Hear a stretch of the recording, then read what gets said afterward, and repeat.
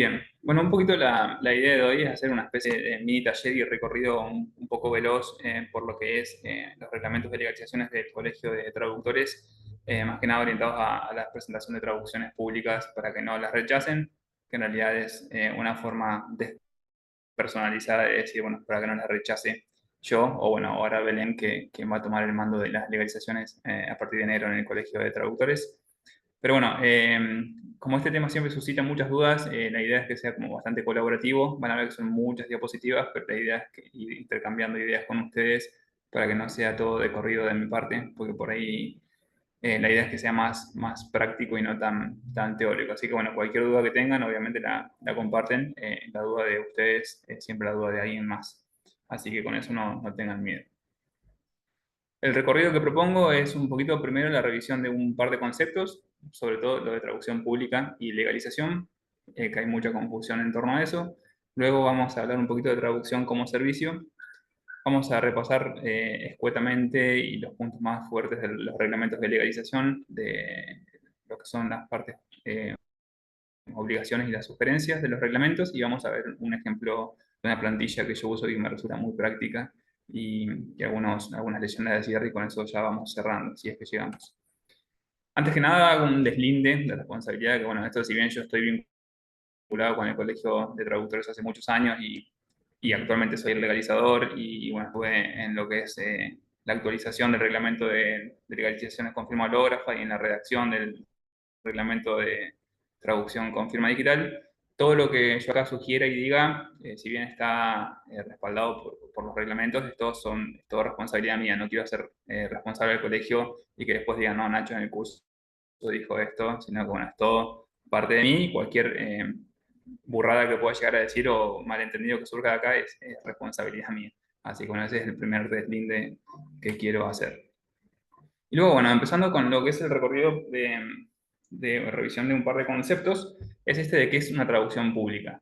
Eh, a veces no queda claro si una traducción pública es una traducción hecha por un traductor público, si es una traducción que está legalizada, si es una traducción apostillada. Entonces vamos a ver cuál es la definición, una de las definiciones que dice que es una traducción de un idioma extranjero al nacional o viceversa, firmada por un traductor con matrícula vigente en el idioma del documento fuente y legalizada por un colegio de traductores. Es decir, que acá, según esta definición, una traducción pública es una traducción hecha por un traductor matriculado legalizada. O sea, no solamente la traducción, sino la traducción más la legalización. Esta definición está en el libro Traducción Pública en Argentina, que es de Sol Vergés, que es de acceso gratuito online en la página de Sol, que es solvergés.com.ar. Ahí lo pueden descargar y leer completo. Acá hay una salvedad que yo le agregué acá, que también, bueno, hay algunos colegios que no consideran o no aceptan las traducciones entre dos idiomas extranjeros. El nuestro sí y varios otros colegios de traductores sí, pero sé que, por ejemplo, el Colegio de Córdoba en 2023 prohibió esta modalidad y ya no acepta traducciones hechas entre dos idiomas extranjeros, por más de que el traductor tenga matrícula en ambos idiomas. Entonces, bueno, acá yo hago la salvedad porque en nuestro colegio sí se puede. Y acá, bueno, tenemos el ejemplo de Silvia Baco, que está acá presente, y ella hay a veces que hace traducciones de francés a inglés o de inglés a francés. Y bueno, en nuestro colegio sí se admite. Luego, otra definición de traducción pública es todo documento redactado por un profesional matriculado donde conste la traducción completa o de una parte del documento fuente en el idioma nacional o extranjero y que esté firmado y sellado. Siempre que hablamos de idioma nacional, en el contexto de esta charla va a ser el castellano, que es el idioma judicial en Argentina. Acá, según esta definición, la traducción pública es una traducción hecha por un traductor matriculado y firmada y sellada, ya no habla de la legalización. Así que bueno, lo que podemos decir de las dos definiciones, que esta última es del Colegio de Traductores Públicos de la provincia de Córdoba, es que al menos una traducción pública es una traducción hecha, firmada y sellada por un traductor matriculado. Ahora bien, aprovecho esto de hablar de traductores matriculados y no solamente de traductores para hacer un paréntesis y orientarme a esto de que planteen un principio como la traducción como servicio. Esto lo traigo a colación porque me gusta resaltar, a raíz de, bueno, de experiencias en la oficina del colegio de muchos, podemos decirles reclamos o consultas o observaciones de muchos clientes de traductores matriculados que vienen un poco frustrados cuando se enteran de que por ahí algunos procesos que hicieron antes o después de la traducción no los deberían haber hecho y por ahí a veces vienen enojados con los traductores o las traductoras, diciendo que bueno, yo le pedí que me hiciera la traducción de esto, pero no me contó que había que hacer esta otra cosa. Y si bien es cierto que es responsabilidad de la persona, tanto de la que quiera pedir una ciudadanía en el exterior, de la que quiera pedir una visa de trabajo, un permiso o una residencia, o de un extranjero que quiera sacar la ciudadanía en Argentina, es obligación de ellos averiguar qué es lo que se le pide para todo el procedimiento, pero nosotros tenemos que tener en cuenta que no somos traductores, somos prestadores de un servicio. Y como tal tenemos una obligación, por decirlo de una forma moral u ética, de acompañar a nuestros clientes en todo el proceso y ayudarlo con lo que sepamos. Obviamente que lo que no sepamos no se lo podemos decir y tampoco podemos mandarle frutas y decirle cosas que no son. Pero sí es importante asesorarlos y ayudarlos, porque obviamente que la persona que está haciendo el trámite no lo está haciendo porque tiene ganas, sino porque lo necesita. Entonces, bueno, ese acompañamiento es muy válido y muy valioso para el cliente y para nosotros, y también está respaldado por normativas eh, como las IRAM, que ahora les voy a contar muy brevemente. Entonces, bueno, esto es importante por lo que les decía, es un compromiso profesional con nuestros clientes y es importante entender esto, que somos prestadores de servicios de traducción. Esa es la forma en la que se refieren las normas para referirse a traductores. Eh, Entonces, por ejemplo, tenemos la ILAM 17100, que esto, recuerden que en el Colegio de Traductores de la provincia de Santa Fe, primera circunscripción, esta es una norma que el colegio adquirió y que se puede consultar in situ en la oficina, o sea, no es de dominio público, sino que quien la quiera ver tiene que ir al colegio, pero tiene mucha información importante, como por ejemplo esto que nos propone a los traductores como prestadores de servicios de traducción, que dice que debemos implementar procesos para manejar y analizar consultas, determinar la factibilidad de proyectos, preparar cotizaciones y celebrar acuerdos con los clientes. Esto es todo previo a la producción, que se llama esta norma, que por producción se refiere al proceso de traducción. Luego, además de la IRAM 17100, se agrega la 13650, que nos sugiere que analicemos la consulta del cliente para identificar las especificaciones requeridas para los servicios y asesorarlo sobre las certificaciones y o legalizaciones necesarias que debe contener el documento antes y después de su traducción. Esto es muy importante porque el hecho de que esté incluida una norma IRAM significa que seguir estos pasos es garantía o al menos nos orienta a ofrecer un servicio completo, integral y positivo para nosotros y para el cliente. Entonces, bueno, estas cuestiones hay que tenerlas en cuenta e implementarlas siempre que sea posible. Obviamente que lleva más tiempo, y con el trajín que tenemos hoy en día es bastante difícil por ahí sentarse con el cliente y decirle, bueno, tenés que hacer esto u otra cosa, pero, pero nada, hay que pensar que del otro lado, en definitiva, hay una persona y que está haciendo un trámite y que recurre a nosotros porque nos necesita. Y que hoy, que es una época de mucho trabajo, capaz que nos molesta su consulta, pero de acá a un tiempo, cuando haya menos caudal, vamos a agradecer que ese cliente vuelva a elegirnos a nosotros. Y siguiendo con estas dos normas que mencioné recién, también habla del proceso luego de que ya entregamos la traducción y cobramos nuestro trabajo, que habla de la retroalimentación, ese feedback que también nos hace que recibimos de nuestro cliente, que también hay un feedback silencioso que es cuando nos vuelve a elegir, aunque no nos diga nada el cliente y nos elige de nuevo porque está satisfecho con nuestro servicio. Entonces acá, bueno, las normas dicen que debemos implementar un proceso para evaluar la satisfacción del cliente. Una opción es un formulario para ver qué tan satisfecho está con todo el flujo de trabajo. Puede ser un formulario de Google, que se puede mandar un QR o un enlace cuando se le manda la traducción o el mail de agradecimiento y para que lo complete y ver qué podemos cambiar para mejorar nuestro servicio. Ahora bien, retomando a la revisión de los conceptos, ya hablamos de lo que era una traducción pública, que es una traducción hecha por un traductor matriculado, y ahora vamos a ver qué es la legalización de una traducción. Yo a veces me río porque al colegio va mucha gente que dice, hola, vengo a apostillar, hola, vengo a certificar firma, y van a hacer cualquier sinónimo que en algún ámbito sea equivalente a legalización, lo van a hacer al colegio. Entonces es importante entender qué es la legalización de la traducción. Es la certificación de las formalidades exigidas por el colegio profesional en el cual está matriculado el traductor o la traductora. Esto es importante porque no es que certificamos la firma y el sello de ustedes, sino que es que nos aseguramos de que estén cumplidas las formalidades que están contenidas en los reglamentos que ahora vamos a revisar. Esto tiene finalidades muchas, pero la más importante Bueno, esta definición, perdón, antes de seguir, es la definición de la norma IRAN también. Eh, la más importante de por qué es importante cumplir esas formalidades es porque nos dan ciertas garantías a nosotros y a los clientes, que ahora ya las vamos a revisar.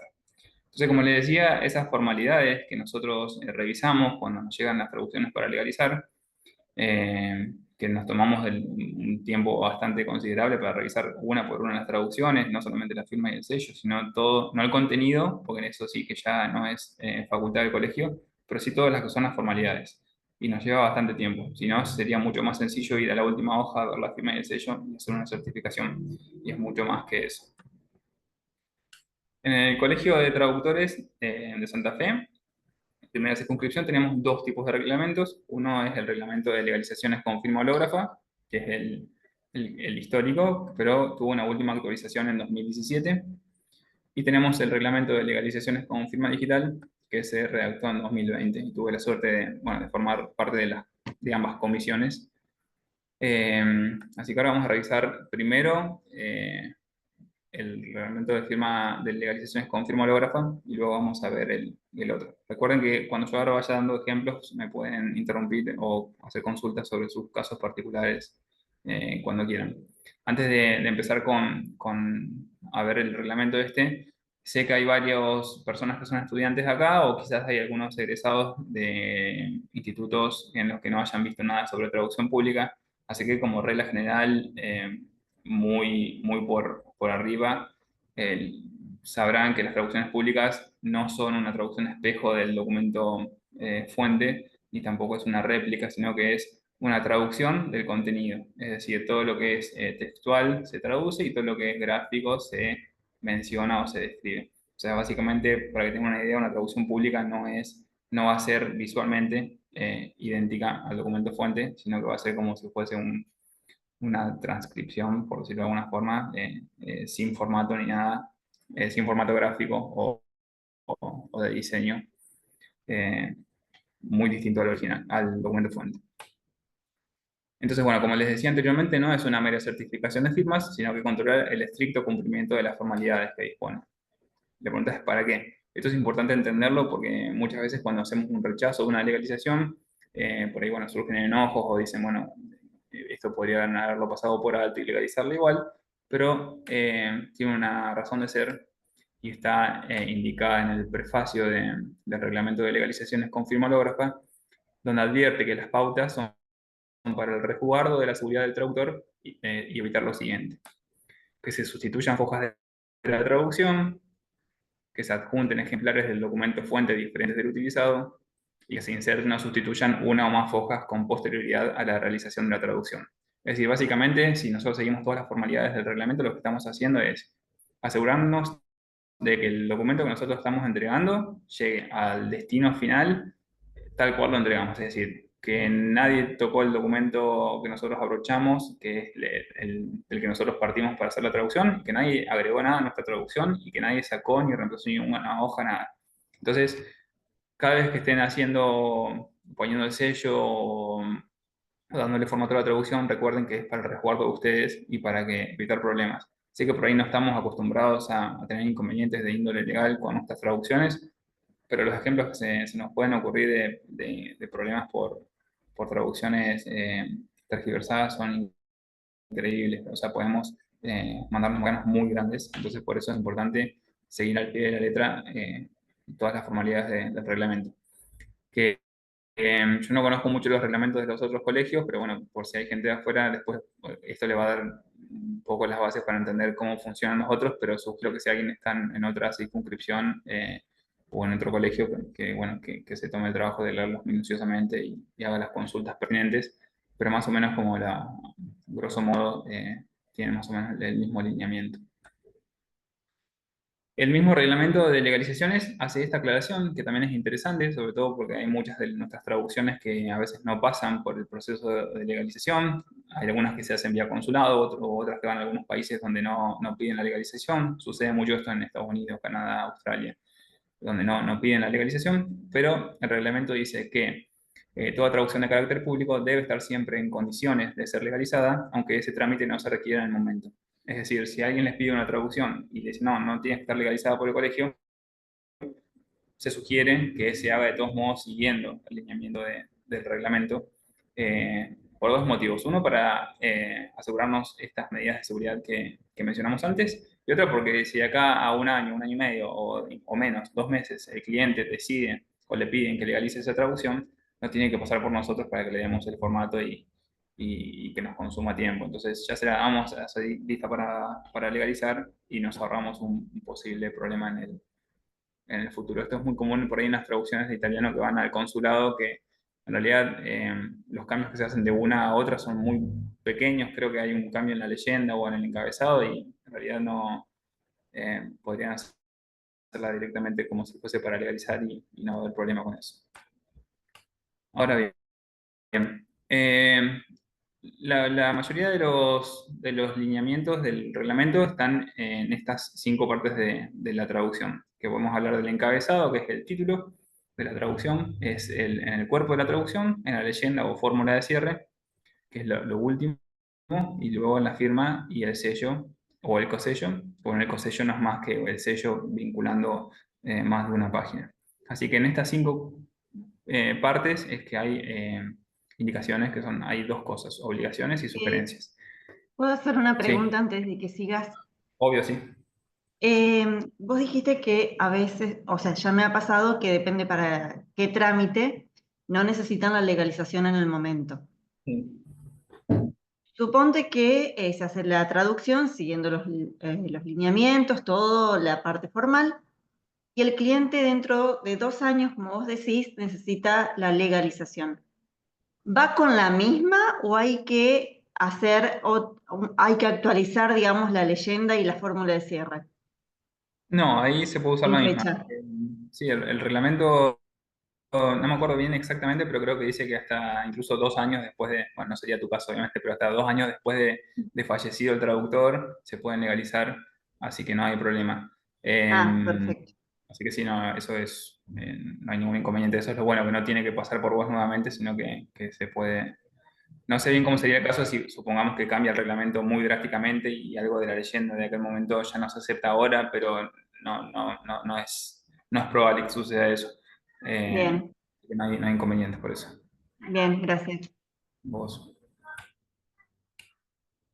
Bien, ahora vamos a ver entonces cuáles son las obligaciones y las sugerencias que personalmente yo, que por eso hice el deslinde anteriormente, yo todas las que son las sugerencias del reglamento y las que voy a mencionar acá, yo sugiero que se incorporen como por defecto en las traducciones.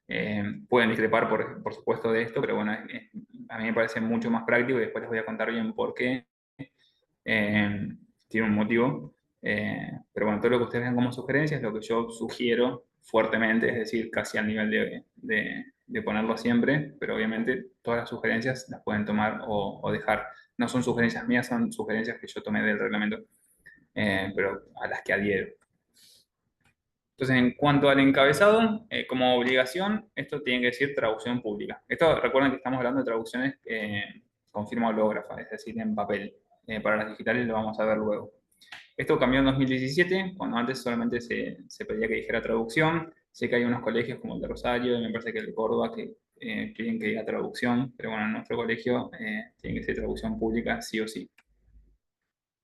Una sugerencia, esta sí es una sugerencia más bien mía, es indicar el tipo de documento fuente en el encabezado. Esto cuando veamos el reglamento de traducciones con firma digital, van a ver que indicar el tipo de documento fuente es obligatorio. En el de firma holográfica no. Y uno de los motivos de por qué sugiero que se incluya también acá es justamente para tener una única plantilla, eh, tanto para traducciones directas, traducciones inversas, traducciones con firma digital y traducciones con firma holográfica, tener una única plantilla en la que lo único que tengamos que cambiar es la fecha. Y eso lo van a ver en la última diapositiva de todas. Entonces, por eso, eh, hacer una traducción con firma hológrafa en la que se sugiere, es decir, que no es obligatorio que esté el tipo de documento fuente, incluirlo es bastante práctico y desde el punto de vista de los legalizadores nos ayuda un montón tener que nos llegue el papel y que nos diga el tipo de documento, porque nosotros llevamos un registro minucioso de quién hace traducción y quién hace legalizaciones, cuándo, cuántas y el tipo de documento que traduce y si es directa o inversa. Entonces, si lo incluyen ahí, nos están haciendo un favor también a nosotros. Bien, siguiendo con obligaciones en el encabezado. eh, Nacho, sí, perdona, cuando llegues a las digitales vas a explicar por qué pedimos que pongan el tipo de documento, sí, lo mencionamos. ¿eh? Lo mencionamos, sí. Ah, bueno. Bien, en el encabezado también, cuando es traducción inversa, es decir, al idioma extranjero, ese mismo encabezado se debe replicar en el idioma extranjero. Es decir, esto quiere decir que si la traducción es al español, no hace falta poner la leyenda de traducción pública en el idioma extranjero, sino que es opcional. Pero cuando es inversa, es obligatorio. Y acá subrayé el luego, porque siempre esto genera confusión con la leyenda de cierre, cuál va antes y cuál va después. Luego va a haber una forma de recordarlo que se las voy a mostrar, así que ya les va a quedar grabadito después. Y una sugerencia, que esta también es una sugerencia mía, es siempre incluir el encabezado en idioma extranjero, incluso en traducciones directas. Esto es desde mi punto de vista práctico para tener una única plantilla final, como les decía, que la podemos usar siempre para traducciones directas e inversas. Entonces, si ya la tenemos armado con el encabezado en ambos idiomas, no vamos a tener que andar pensando si va o no va la versión en el idioma extranjero. Entonces, no le hace daño a nadie, para mí queda más completo, entonces, y evitamos posibles rechazos de legalizaciones por habernos olvidado una encabezada. Bien, pasando a lo que es el cuerpo de la traducción, hay algunas obligaciones que son básicamente la de anular todos los finales de línea, con guiones o con barras. Eh, estos conozco, me tocó toparme con gente que no sabe usar las tabulaciones, y si alguien no sabe usar las tabulaciones, sugiero que investiguen y que estudien, porque los finales de líneas completados con guiones, digamos, a mano, es decir, un guión o sea, apretando la tecla cada vez que quiero poner un guión, eh, es bastante tedioso, y existe la posibilidad de apretar una sola tecla, que es la tabulación, y te corre todos los guiones hasta el final, quedan todos emparejaditos en el margen derecho, y si tenés que hacer alguna modificación adentro, o si cambias los márgenes, o si cambias de computadora, o si se desconfigura algo, con la tabulación eso no te pasa, te queda todo ahí. Entonces, eh, aprendan a usar la tabulación y no completen los finales de línea con cada guioncito, con cada tecla, porque es una pérdida de tiempo, y puede llegar a quedar desparejo o desprolijo en alguna parte. Luego, otra obligación en lo que es el cuerpo de la traducción es anular los reversos en blanco con una raya transversal y el sello. Esto es para las personas que no impriman las traducciones en doble faz. Siempre que les queda el reverso en blanco, anulan con una raya, ya sea a mano alzada o con regla, y le ponen el sello en el medio. Bien, ahora sugerencias en lo que es el cuerpo de la traducción. Esto también es una sugerencia mía. Mucha gente no lo hace, pero bueno, algunos por cuestiones de estilo, otros porque no les gusta, pero para mí lo que siempre está bueno es usar la membretada del colegio. Y esto, el principal motivo para mí es porque ya viene con el recuadro dentro del cual se hace la traducción, es decir, que ahí estamos eliminando posibilidades de que alguien agregue texto o haga modificaciones en los márgenes. Y también porque está, bueno, el logo del colegio, y abajo está la página web del colegio, entonces cualquier persona que reciba esa traducción puede eh, entrar y buscarnos en el buscador y asegurarse de que nosotros somos traductores que están registrados ahí. Entonces, bueno, para mí siempre es una buena práctica. El reglamento sugiere que al menos la primera hoja sea membretada, pero como ya viene eh, configurada para que se usen todas, nada, y les mandamos la membretada, escriben adentro, ya viene con la tabulación hecha, ya viene con los márgenes, con el interlineado, todo, así que a menos que quieran cambiarlo por cuestiones de estilo, pueden usar esa y escribir adentro y usar la membretada en todas las hojas de su traducción. Pero recuerden que es una sugerencia. Otra sugerencia también es foliar las páginas. Esto hay un motivo en el que nos puede llegar a ayudar, que es cuando la leyenda de cierre no nos queda junto con la traducción, que después lo vamos a ver, no se preocupen, pero también por muchos motivos, porque queda más prolijo, porque puede venir alguien y arrancar páginas, o cuando vamos a aprovecharlas nos caemos y se nos va todo. Entonces, no, es algo que no cuesta nada, es automático, que se hace con la compu y quedan todas las páginas enumeradas y prolijo y organizado sobre todo. Que también la imagen que le damos a los clientes también está buena, cuidarla. Y si se utilizan tablas, como ustedes sabrán, el artículo 2, o sea, por defecto no habría que incluir tablas, pero el artículo 2 prevé a criterio del traductor, es decir, que es amplísimo, que se utilicen tablas en balances o cuando sea necesario. Para mí también es necesario cuando estamos traduciendo analíticos, porque bueno, ahí hay materias con notas, con fechas, con descripción, con condición del alumno, entonces hacerlo de una forma en la que no sea con tabla sería como bastante imposible de leer. Entonces, cuando sí se utilizan tablas en la traducción, una sugerencia mía es anular los espacios que quedan vacíos dentro de la celda. Pero esto no siempre es posible, sobre todo porque dentro de las celdas no se puede usar la tabulación, sino que ahí sí hay que completar con guiones, apretándolo con la tecla. Y también si fuese un documento muy técnico, como un balance contable o un documento fiscal, completar con guiones donde en el original no están, capaz que puede llegar a generar confusión o dificultar la lectura. Entonces, bueno, eh, tomar las medidas posibles que se puedan para que asegurarnos de que nadie escriba nada dentro de las celdas, pero bueno, a veces no es posible. Ahora pasando a lo que es la fórmula de cierre, esto no se preocupen que por ahí es mucho, pero después lo vamos a ver bien en un solo ejemplo que les tengo de lo último. Fórmula de cierre o leyenda de cierre le decimos nosotros. En el reglamento de legalizaciones con firma hológrafa, lo que es obligatorio es esto, la lengua de origen, la lengua meta, el lugar y la fecha. Solamente esas 4 cosas exige el reglamento de legalizaciones que se incluyen. Es decir, es traducción del español al árabe, firmo en Santa Fe el 6 de diciembre de 2004. Eso es todo lo que exige el reglamento. ¿Por qué no exige más datos que yo ahora ya les voy a mostrar? Es porque presupone que al poner el sello luego de la leyenda de cierre, ahí ya están todos los datos que yo sí sugiero que pongan, como el nombre, el idioma, en el campo matriculado y los datos de nuestra matrícula. En un artículo siguiente a donde están todas las obligaciones de la leyenda de cierre, menciona esto que a veces se le pasa por alto a la gente, y es lo de incluir en la leyenda de cierre la naturaleza del documento fuente cuando es fotocopia. Es decir, si el documento fuente que estamos traduciendo es una fotocopia, deberíamos dejar constancia en la leyenda de cierre. Por ejemplo, traducción al italiano del español de un documento, de una fotocopia de un documento, por ejemplo, algo así. Como dejar esa constancia de la fotocopia. Cuando es original, de acuerdo al reglamento, no es necesario poner que es original. Pero como vamos a ver más adelante, sí es una sugerencia mía. Pero cuando es fotocopia, ¿no hay que hacerlo legalizar por algún juez de paz o escribano o no? ¿O no es necesario ahora? No, nunca fue necesario. De hecho, el reglamento dice como que se sugiere que se le indica al cliente que quizás deba certificar esa fotocopia, pero siempre eso es responsabilidad del cliente y de los requisitos de lo que le pidan. Por eso, ahora dentro de las sugerencias que voy a mencionar ahora, yo aclaro como que está bueno decir, bueno, es traducción de un original, es traducción de una fotocopia, es traducción de una fotocopia simple o de una fotocopia certificada.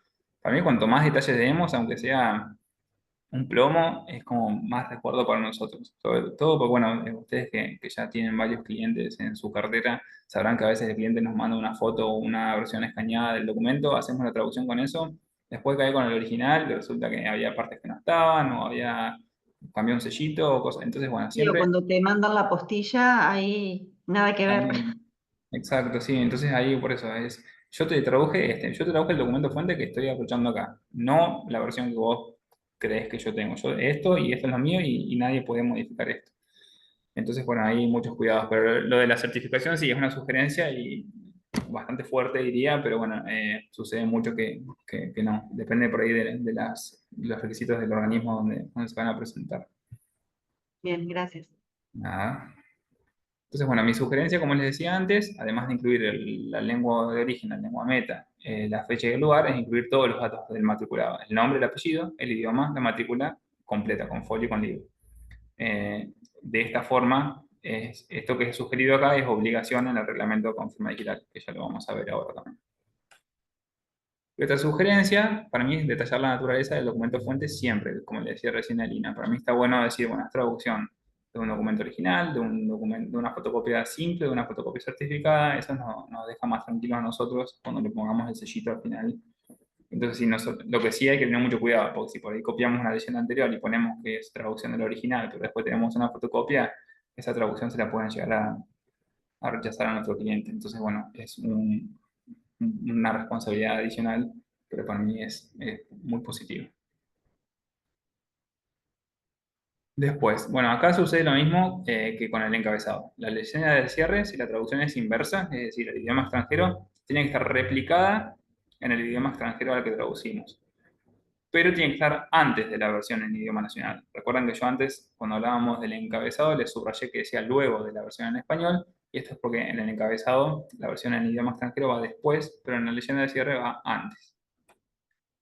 Una sugerencia mía es incluir siempre la fórmula de cierre en idioma extranjero, incluso cuando la traducción es directa. Esto es lo mismo que les sugerí en el encabezado, que les dije, bueno, si van a traducir al español, incluyan igual el encabezado, porque entonces tenemos una única plantilla y usamos esa para todas nuestras traducciones. No es que tenemos que ver, bueno, a ver, es directa, es inversa, es digital, es hológrafo, no. Una sola para todo y le vamos cambiando la fecha solamente y listo. Y bueno, la forma de acordarse cuándo va la leyenda de cierre y cuándo va el encabezado en idioma extranjero es esto, es un sanguchito. Los panes son la versión en español y lo de adentro es la versión en idioma extranjero. Entonces, mi traducción empieza y termina en español, independientemente de a qué idioma traduzco. Siempre empiezo y termino en español. Encabezado en español, encabezado en idioma extranjero, leyenda en idioma extranjero, leyenda en español. De esa forma vamos a poder acordarnos cuándo va el orden de los idiomas, porque eso, tenerlos de una forma incorrecta, es motivo de rechazo de la legalización. Bien, bueno, no suele suscitar demasiados problemas, pero bueno, la leyenda de cierre tiene que estar compartiendo al menos un renglón con lo que es la traducción. Es decir, no podemos terminar la traducción en una página y que la leyenda de cierre empiece en la página siguiente. En el caso de que eso suceda, si nosotros ya hemos foliado las páginas, podemos decir que la leyenda de cierre está en la página número 7, por ejemplo. Y si es la última de la traducción, ahí es posible que la leyenda de cierre quede en esa última página sin que comparta nada con la traducción. Lo ideal es, bueno, jugar un poquito con los márgenes, interlineado, tamaño de la letra y todo, para que quede al menos compartiendo una parte, pero si las foliamos también nos estamos evitando este problema. Entonces, por eso es que lo que yo antes no era obligatorio, cuando hablábamos de foliar, yo sí lo sugiero fuertemente para, bueno, tener eh, un problema menos en este punto. Ahora, en el caso de las fórmulas de cierre de traducciones de documentos plurilingües, es decir, cuando nos llegan traducciones que están escritas en más de un idioma, por ahí en el caso de inglés tenemos traducciones que nos llegan en chino y en inglés, por ahí las chicas de italiano tienen traducciones que les llegan no sé, son un millón de idiomas y en italiano, están en francés, en alemán. Entonces, en esos casos es obligatorio indicar que nuestra traducción, perdón, es solamente de las partes pertinentes al idioma en el que tenemos nuestra matrícula vigente. Es decir, es traducción de las partes pertinentes en italiano del documento plurilingüe que adjunto, algo así. Pero hay que dejar constancia de eso en la leyenda de cierre. Y una sugerencia, que esto no está en el reglamento, yo pensé que sí, pero no, y es no hay que indicar cuáles son esas otras lenguas que figuran en el documento que recibimos. Es decir, si a nosotros nos llega un documento en portugués y en francés y tenemos que somos traductores de portugués, tenemos que decir que ahí traducimos del portugués al español de un texto que tiene otra lengua incluida. Eso después lo redactan como quieran, pero no podemos decir que esa otra lengua es francés, por ejemplo, sino decir que hay una lengua que es ajena a nuestro par de idiomas. Bien, respecto de la firma, las obligaciones es muy simple. Hay que utilizar la firma que tengamos registrada en el colegio. Es decir, en nuestra fichita, cuando ustedes se matriculan, hay que usar esa firma y si en algún momento decimos cambiarla o simplificarla o cortarla, hay que registrar esa también. Es una obviedad, pero bueno, sucede que a veces uno modifica su firma y no la comunica. Y bueno, eso hay que comunicarlo, obviamente. La sugerencia, que esta es una incorporación que hicimos en 2017, es que esa firma esté hecha con tinta azul. Solamente para esto, para evitar la posibilidad de que la traducción que nos llega sea una fotocopia. De hecho, hace poco nos llegó una traducción fotocopiada y tuvimos nosotros no somos peritos, y tuvimos como mirar y terminar preguntándole al cliente si lo que nos había traído era una fotocopia, y evidentemente era una fotocopia. Pero bueno, si fuese en azul, es bastante improbable que alguien fotocopie en color, o si lo hace, se nota bastante más. Lo mismo con el sello, son las mismas obligaciones, utilizar el que está registrado, cuando se le rompe o lo cambian, ya sea que lo hagan exactamente igual, tienen que registrarlo porque a veces cambia un poco la tipografía, entonces bueno, eso es importante también comunicarlo. Y una sugerencia es también que el sello sea en color azul. Hay muchas casas de sellos que no hacen sello en azul, yo de hecho no lo tengo en azul, pero bueno, es una sugerencia por el mismo motivo que hablaba antes de evitar que nos llegue una traducción fotocopiada, basándose por el original. Bien, y respecto del cosello, el cosello es nuestro sello común que ponemos entre cada hoja de la traducción y entre la última del texto origen y la primera de la traducción. Es decir, empezamos a poner el cosello desde que está nuestra traducción. O sea, la mitad del sello va a quedar en la última del documento fuente y en la primera de nuestra traducción y después entre medio de cada una de nuestras hojas. Esto a modo de sugerencia. Está bueno también poner nuestro cosello cuando el documento fuente es una fotocopia, digamos. No cuando es el original, es más vale, es preferible no tocar el original, no hacerle nada, pero cuando es una fotocopia, esto está bueno para que después asegurarnos de que esas copias que nosotros cosechamos van a quedar siempre ahí, nadie va a ir y arrancarlas o cambiarlas de lugar. Pero es también una sugerencia. Bien, esas son algunas de las dudas habituales que, bueno, que me surgieron a mí como traductor y también como legalizador, que son siempre más o menos las mismas, o por ahí vienen más del lado del cliente que del traductor.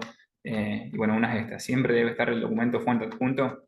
¿Alguien sabe la respuesta?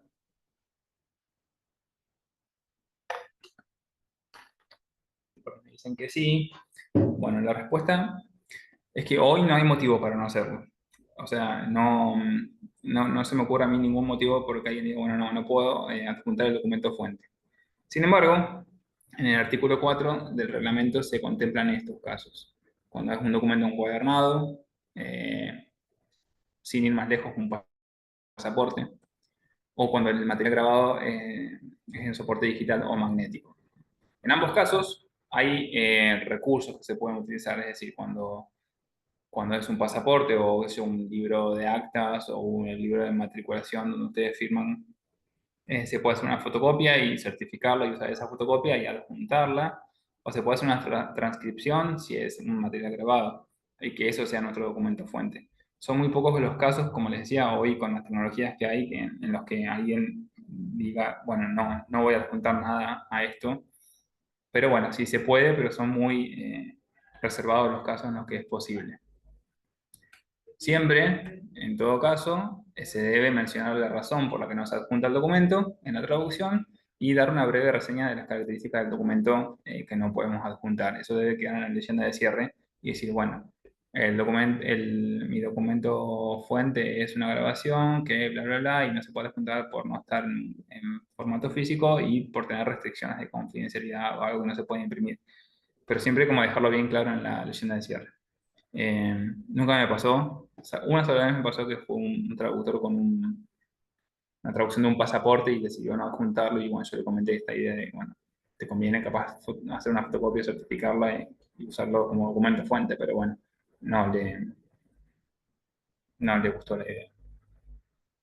Después tenemos otra duda frecuente, si puedo incluir varios documentos del mismo cliente y estilo en una sola traducción. Esta es una pregunta muy común que nos hacen los clientes y la respuesta también es un poco... no es una respuesta única. Es como que les puedo decir que sí, pero también a la vez les puedo decir que no. Y ahora vamos a ver por qué. Sin motivos para abaratar costos, no se puede. Es decir, si un cliente tiene que traducir todos sus resúmenes de cuenta del año, son 12 resúmenes distintos que van con su traducción separada. Si es su documento y su diploma y su acta de matrimonio son documentos separados. Entonces, si es por ese motivo, no. Pero para que más de un documento forme un único documento fuente y que podamos traducirlo todo junto, digamos, una sola traducción y una sola legalización, tienen que estar foliados por la institución que los emitió o los vinculó. Acá es importante destacar quién es esa institución. Por ejemplo, si es un legajo universitario, es la universidad. Si es un legajo judicial, es tribunales. O también hay a veces hay que estar intervenidos por un escribano. Es decir, bueno, todos estos documentos, por ejemplo, para los permisos de viaje, es decir, el acta de nacimiento, el acta de matrimonio de los padres y el pasaporte del niño, juntos con el permiso de viaje, están todos en un acta notarial y eso sí es un único documento. Pero los motivos son estos, es decir, es algo que está foliado y vinculado por una persona que lo emitió, que en ese caso sería el escribano, con la legalización del colegio de escribanos. Pero no es que el cliente pueda venir y decir, bueno, sí, le pongo número 1, 2, 3, 4 y hacérmelo para abaratar costos. La verdad que no es no está en nuestro poder, y en esto no hay que tener miedo de decir que no, no está en nuestro poder de unir documentos que la persona o la institución que los emitió no los unió. Entonces hay que tener cuidado con hasta dónde llegamos. Bien, otro error, pregunta frecuente es, me equivoqué en la traducción, ¿qué hago? Primero entrar en pánico, pero después intentar resolverlo. Siempre se puede enmendar la traducción luego de ser legalizada. Es decir, si yo ya la mandaron a legalizar y descubren ustedes o el cliente que hay un error, se puede hacer una enmienda que está contemplada en el reglamento de legalizaciones, y es lo mismo que hacen los abogados, los escribanos. Si alguien tiene un acta de su casa o cualquier cosa, va a ver que casi siempre están enmendadas. Entonces, en nuestro caso también es súper natural y no pasa nada y se enmienda. Si el error se detecta antes de la legalización, se sugiere en ese caso para que no quede ya una traducción enmendada de antemano. Sobre todo, a veces si son datos muy sensibles como el nombre del documento, es mejor rehacerla y listo. Esto es en el caso de las traducciones con firma hológrafa. Cuando veamos las traducciones con firma digital, vamos a ver que la enmienda no es posible. Entonces, bueno, el costo de equivocarse con las traducciones digitales es un poquito mayor. Bien, ahora sí, esto va a ser más rápido porque vamos a ver muchas de las cosas que ya vimos en el reglamento de legalizaciones con firma hológrafa, pero acá vamos a ver también las obligaciones y las sugerencias del reglamento con firma digital. Acá, bueno, lo mismo que puse antes, no es una mera validación del certificado de la firma digital, sino que controla el estricto cumplimiento de las formalidades que dispone. ¿Para qué? ¿Alguien se acuerda para qué? Porque es importante cumplir con todas estas formalidades mientras tomas agüita.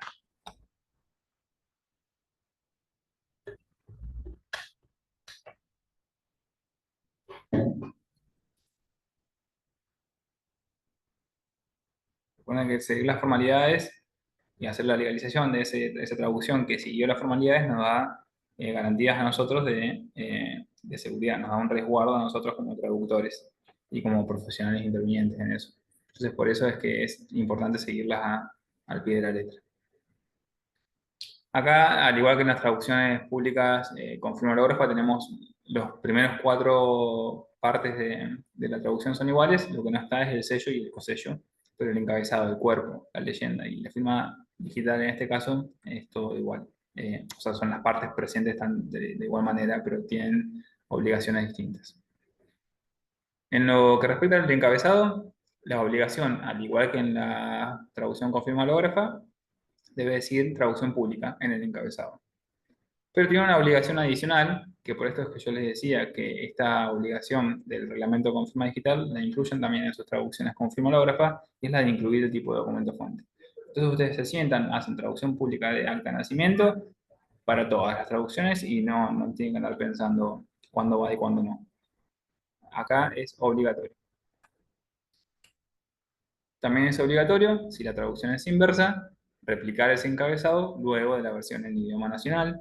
Acá no solamente vamos a tener que poner el encabezado que diga traducción pública, sino también el tipo de documento va a tener que estar traducido en el encabezado.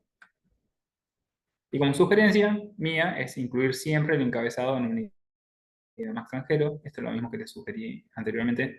Entonces, de esta forma usamos una única plantilla siempre que nos sentamos a traducir, y lo único que tenemos que hacer es cambiar la fecha en la leyenda de cierre, entre algunos otros detalles menores.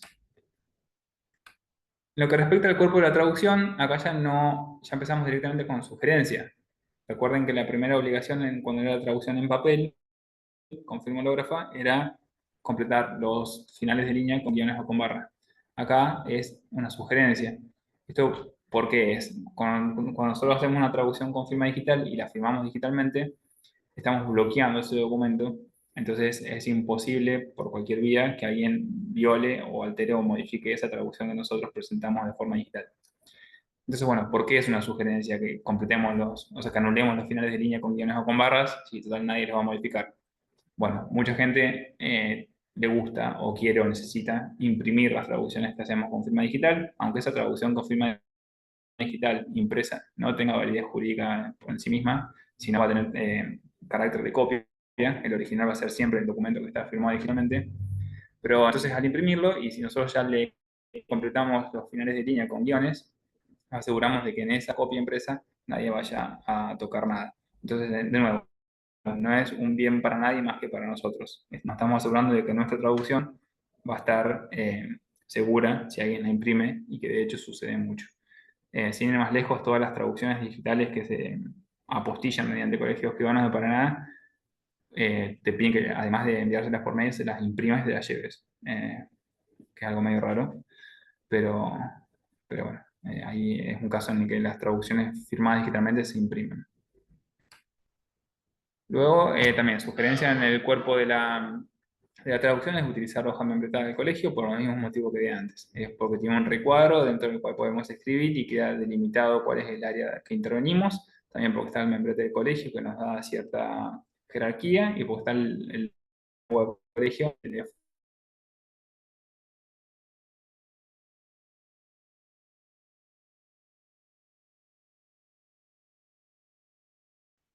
Eh, eh, no está pasando. A veces spoilear las páginas. Bueno, esto es lo mismo que en las traducciones con firma hológrafa. Eh, si se utilizan tablas, también anular los espacios vacíos de las celdas. Esto, bueno, los motivos ya los expliqué anteriormente. Por ahí a veces es difícil y no siempre queda bien o no es práctico leerlos a veces, pero es una buena práctica. Y en lo que respecta a fórmula de cierre, acá recuerda que en las traducciones que hacemos en papel, estos dos requisitos que sí son obligatorios en las traducciones con firma digital no los pedían. ¿Se acuerdan que solamente nos pedían lengua origen, lengua meta, fecha y lugar? Acá sí nos piden que pongamos nuestro nombre y apellido completo y que pongamos la leyenda traductor o traductora de y el idioma en el que estamos matriculados. Eso tampoco se exigía en el otro reglamento, porque son todos datos que están en el sello. Como acá, con firma digital, no vamos a poner el sello a priori, no es una obligación. También es obligación incluir el número de matrícula, el libro y el folio, y la abreviatura o la sigla del colegio, o el nombre completo del colegio. Esto también no estaba obligatorio en el reglamento con firma hológrafa, porque son todos datos que también aparecen en el sello. Y los últimos tres ítems sí coinciden con el otro reglamento. Es el idioma del documento fuente, que es lo que yo antes indiqué como TO, que es, no como LO, que es la lengua de origen. El idioma al cual ha sido traducido.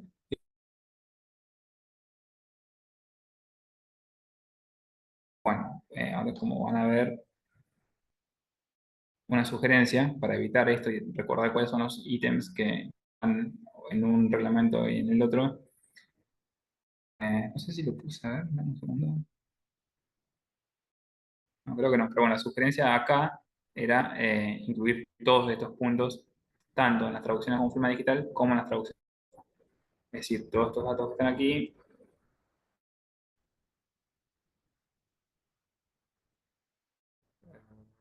bueno, está pasando, acá, todos estos, más todos estos. Es decir, nombre, apellido, la ley italiano, portugués, inglés, la completa, incluyendo folio y libro, y la lengua de origen, la lengua meta y el lugar y fecha. Son 6 puntos, no son tantos, pues si ya tienen la plantilla armada, hay menos margen de error. Otra sugerencia, que yo también esto pensé que era obligatorio, no por el reglamento, sino por el instructivo, pero estuve revisando y no es obligatorio, pero sí se sugiere que se indique si el documento fuente es digital nativo o copia digitalizada. Importante porque bueno, a veces nos sucede que nos mandan los originales ya firmados digitalmente, a eso se refiere con digital nativo, o que se crearon ya en un entorno digital, o a veces nos mandan una copia digitalizada, ya sea de un documento en formato físico, y es una copia a la que se le inhabilitaron las finales y nos mandan eso para traducir. Entonces siempre está bueno dejar bien en claro la naturaleza del documento a partir del que nosotros basamos nuestra traducción. Y Eh, Nacho, acá digamos que cuando decimos digitalizado estamos diciendo escaneado, ¿no? Sí, sí, sí, digitalizado es escaneado. Y ahora que hablaste me olvidé Porque, de... no, porque hay gente que se confunde o sea, entre la diferencia entre digital y digitalizado. Entonces, digamos que escaneado sería un sinónimo. exactamente. Ahora que hablaste me olvidé de... ¿dónde estaba? Que te dije que sí lo iba a mencionar y no lo mencioné. Vieron que acá nosotros decimos que es obligatorio en las traducciones digitales incluir el tipo de documento fuente. Esto viene a raíz bueno, de una exigencia de Cancillería que nos pide que esté incluido el tipo de documento fuente que se tradujo. Los motivos creo que uno es para, bueno, cuando si esa traducción luego dice y se apostilla, ellos en la apostilla toman de referencia ese tipo de documento que incluimos, que nosotros también lo replicamos en la legalización y eso también se replica en la apostilla. Dice Claro, que no aclaro excede, que Cava no lo pide, el colegio no lo pide. no lo pide, pero yo, bueno, a nosotros sí se nos pidió y es muy útil justamente para que también la gente de Cancillería no se equivoque, porque si no dijera qué documento es, el que apostilla no tiene obligación de estar conociendo qué tipo de documento es. Así que me extrañó Exacto. mucho lo de Buenos Aires, sí. No. Sí, creo que es una buena práctica que no resta nada y está bueno eh, incluirlo. Ah, eso ya estaba.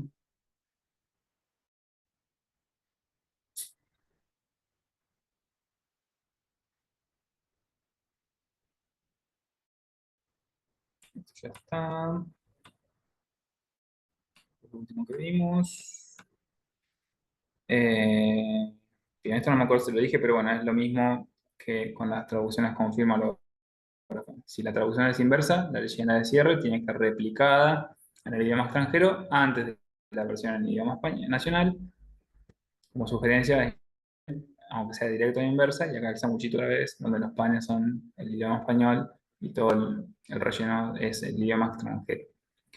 Eh, Bien, siguiendo con la fórmula de cierre, hay una obligación más, que esto está en el instructivo, no, creo que no está en el reglamento, sino en los instructivos adicionales que enviamos, que es identificarse como firmante de la traducción. Esto se puede hacer de distintas maneras textuales, digamos, pero la sugerencia nuestra es utilizar la leyenda que ya firmado digitalmente por... Esto siempre le decimos, bueno, usen literalmente esto, firmado digitalmente por... Y a veces como que la gente, porque tiene redactada la leyenda de cierre de otra forma, como que no termina de poner firmado digitalmente por, sino que usan otras variantes como firmo digitalmente o fue bla, o sea, de distintas formas, pero la forma más concreta y directa que nosotros necesitamos es que diga firmado digitalmente por Ignacio de Turia, tal, tal. Es como la forma más sencilla que encontramos y la que pedimos, pero bueno, a veces por ahí se rebuscan demasiado, sobre todo si ya en la leyenda de cierre, según como la dijeron su nombre anteriormente, y repetirlo después digitalmente no queda bien, pero bueno, hay alternativas que yo después les voy a mostrar en la última diapositiva de cómo podemos como, evitar repetir nuestro nombre dos veces y nuestro número de matrícula, que quedaría una leyenda muy larga. Luego, para cerrar las traducciones de documentos plurilingües, que son en papel, es indicar de las partes pertinentes eh, y como sugerencia no indicar cuáles son las otras lenguas que están presentes. Aunque sepamos a cuáles se refieren, no aclararlo porque no es nuestra competencia.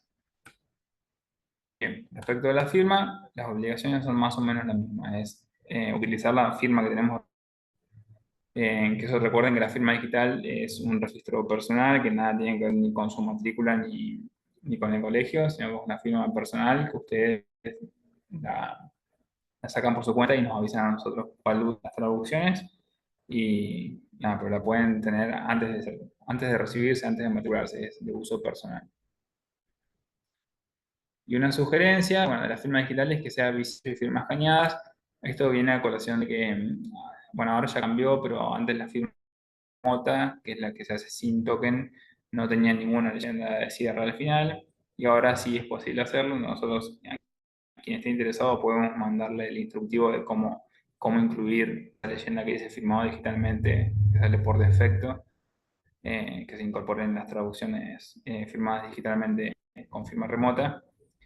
Eh, entonces nosotros antes de eso sugeríamos que, bueno, que al menos se ponga la firma y el sello escaneado, que no tienen ninguna validez jurídica, pero visualmente le da al cliente una tranquilidad adicional de, bueno, es decir, esta persona tiene firma y sello, porque a veces hay organismos que piden eso, ver firma y sello y nada más. Son por ahí, requisitos medio laxos, pero que les sirven. Y a las personas que usen el token para firmar, también se puede configurar esa firma digital dentro del token para que aparezca la firma digital válida, aparezca visualmente ese sello y esa firma. Entonces es una buena práctica. Eso también es muy sencillo de hacer. Quien esté matriculado en el colegio nos avisa y les mandamos, creo que tenemos un par de videos o instructivos muy sencillos. Y queda lindo. Pero si alguien quiere usar solamente la firma que diga firmado digitalmente no hay problema. Bien, ahora les voy a mostrar algunas leyendas de cierre que son casos reales, que son sacadas de algunas traducciones. Obviamente yo cambié el idioma y el nombre y la matrícula de todo. Pero me gustaría que me ayuden son todas traducciones digitales, aclaro por las dudas, a que me ayuden a ver si son leyendas de cierre que están correctas, o si les falta algún dato, o si les sobra algo, eh, o si confuso de alguna manera, o si cambiarían algo. Van a ver que la idea es que les voy a mostrar para que vean la de leyendas de cierre que hay y cómo se pueden reescribir para que quede más prolijo.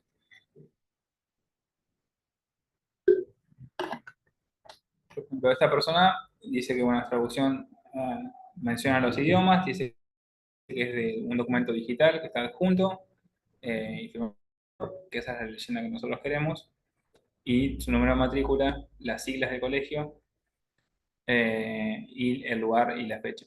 Esta es bastante sencilla y escueta, pero tiene absolutamente todo lo que pedimos, incluso lo de la naturaleza del documento adjunto. Respecto de eso, a veces sucede que hay gente que, sí, que el documento digitalizado, es decir, un documento escaneado, como mencionaba Silvia, y se adjuntan eso, están poniendo que es un documento digital. Que técnicamente no es incorrecto porque, bueno, el documento digitalizado, una vez que está digitalizado, es digital, pero a lo que nos referimos cuando hablamos de digital es que es digital. Entonces acá está bueno hacer la diferencia, si fuese en este caso un documento escaneado, poner que es un documento digitalizado en lugar de digital, y si es digital, poner que es nativo digital, por ejemplo, está bueno como aclararlo. Pues esta leyenda de cierre tiene todo.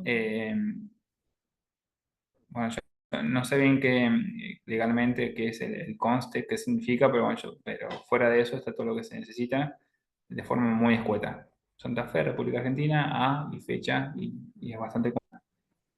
Y Perdón, sirve. esto de que tengo a la vista, bueno, eso vino de la época de hace muchos años, cuando sí se permitía no adjuntar el documento en las hológrafas, ¿no es cierto? Entonces se decía, vamos a suponer un pasaporte, que no existía ni la fotocopia, ponele, ¿no? Entonces se decía la traducción del documento que tuve a la vista. Y entonces Claro, eso quedó, pero hoy en día si lo estoy adjuntando, mucho sentido que tengo a la vista, poner que tengo a la vista no tiene, ¿no? claro, es verdad. Sí, sí. Sí, nunca me lo había puesto a pensar, pero sí es, Claro, es viene de cierto. aquel entonces. Imagínense que no existían las fotocopias y después, cuando vinieron, porque yo tengo de la facultad guardado, vinieron el papel ese térmico. Entonces, ¿qué pasa? En este momento yo tengo eso en los biblioratos, guardé todo, pero no se lee nada porque se borró todo. Entonces, imagínate, no existía la fotocopia, no era obligatorio adjuntarlo y se ponía así, que tuve a la vista. Entonces, el traductor quedaba cubierto. Claro. Bueno, gracias por el aporte, sí, es verdad. Yo nunca me lo había puesto a pensar. Yo creo que no lo uso, creo que lo he usado anteriormente. ¿Viste Así que que ser viejo tiene ventajas? tiene un montón de ventajas. Pero bueno, no es tu caso de ser viejo. Pero no hace mucho todavía en las leyendas de los dos colegios decía que tengo a la vista y al cual me remito. Claro, sí, sí, sí, todavía. De hecho, bueno, la fecha es real, es del 29 de noviembre y sí, es real que la siguen usando, pero bueno, eh, por ahí está bueno para las personas que recién se matriculan, bueno, ahí la veo a Karina, estaba Candela por ahí, así que bueno, que ya elimine todos esos vicios que venían de antes, que no estaban mal, pero que no sirven de nada y hacen una leyenda por ahí largada por demás. Esta es otra leyenda de cierre también, de una traducción digital, que es bastante similar. Y bueno, fíjense que también menciona el idioma de origen y el idioma meta, que adjunto en Santa Fe, provincia de Santa Fe, Argentina, el día 5 de diciembre, firmado digitalmente esta está todavía bastante más correcta. Lo único que les falta y que yo le agregaría es indicar la naturaleza del tipo de documento fuente. Es decir, yo le agregaría es traducción fiel al castellano de un documento digitalizado, escaneado, de un documento nativo digital en inglés que adjunto en Santa Fe. Eso es lo único que yo le agregaría, pero esto no es motivo de... Pero también está bueno siempre como ir incorporando esos tips. Acá tenemos otro tipo de leyenda de cierre. Esta ya es un poquito más larga. Acá empieza directamente por firmado digitalmente por, la traducción hebreo. Eh, Nuestro reglamento exige que se ponga traductora de el idioma. Todo lo que es parte del título en sí no es obligatorio, pero tampoco lo prohíbe. Así que si alguien quiere poner que sea obviamente traductor público y quiere poner que es traductor público del idioma, no está mal. Lo que no se prohíbe se permite.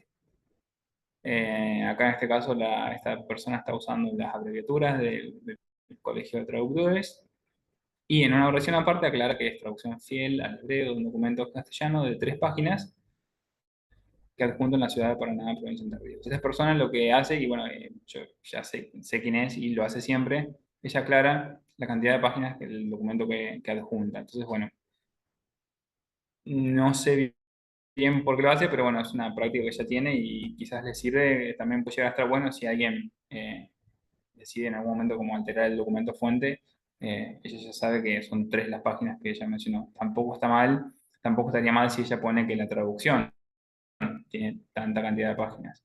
Pero bueno, eso por ahí es un trabajo que un poco más de tiempo, porque no es que vos podés hacer la leyenda de antemano, sino que tenés que esperar páginas tenés en tu traducción y ahí completarlo. Pero bueno, es una medida también. Acá tenemos otra, esta también está armada de forma distinta.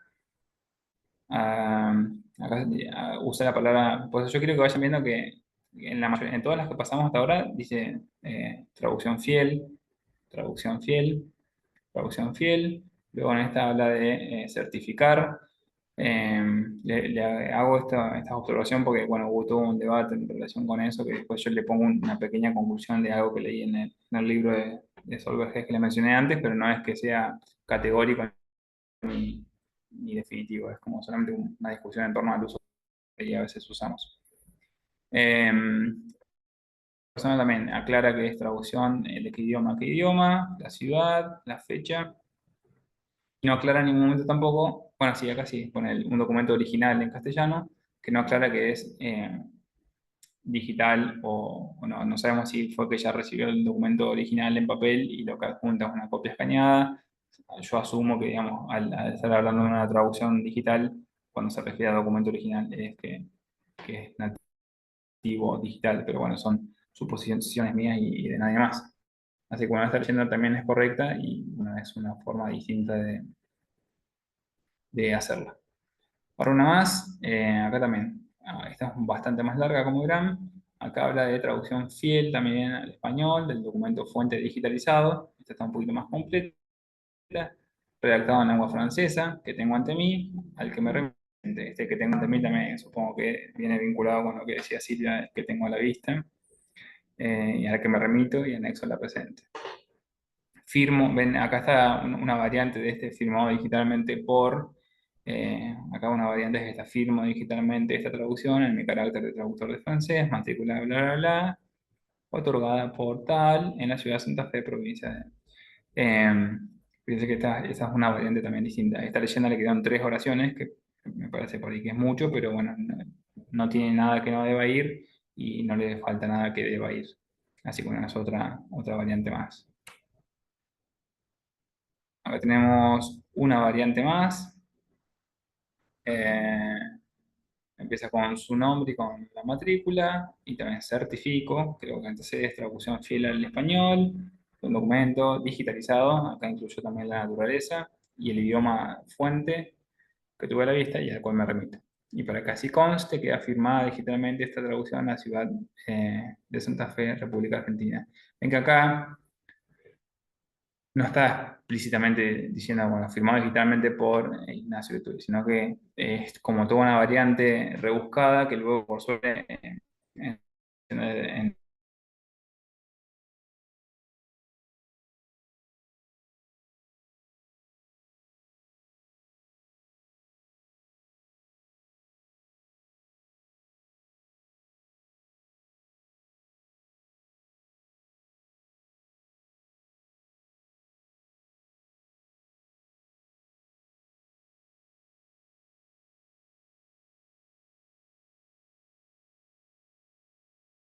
por ahí a una estructura de leyenda de cierre acostumbrado, esas pequeñas cosas que facilitan un poco el proceso, como que no tiene mucho sentido. Entonces, nada, hay que... Un